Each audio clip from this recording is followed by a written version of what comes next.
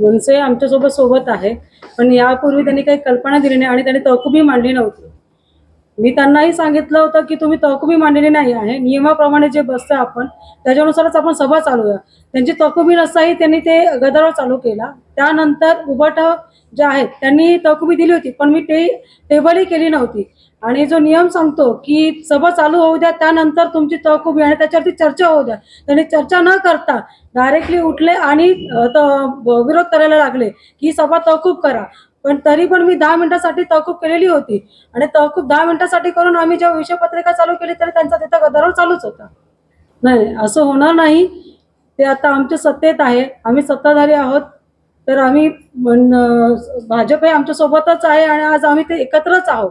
जे कामकाज चाललंय त्यांचं फक्त एवढंच होतं की जिथे आज दिल्लीला जे चालू आहे त्यासाठी फक्त त्यांचा विरोध होता, बाकी त्यांच्या कुठलाही असा विरोध नाही. आम्ही एकत्रच आहोत आणि एकत्रच काम करत आहोत.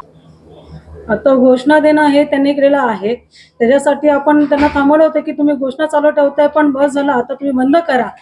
पण आता त्या घोषणांसाठी त्यांना विरोध आपण किती करू शकतो ते ऐकायला तयार नव्हते. मी त्यांना प्रत्येक वेळेस वारंवार सांगितलेलं होतं की तुम्ही या घोषणा देऊ नका. तुम्ही जी माझ्याकडून तहकुबी मागितली होती, मी तुम्हाला ते 10 मिनिटासाठी तहकूब केलेले होते, तरी त्यांच्या त्या घोषणा चालूच होत्या.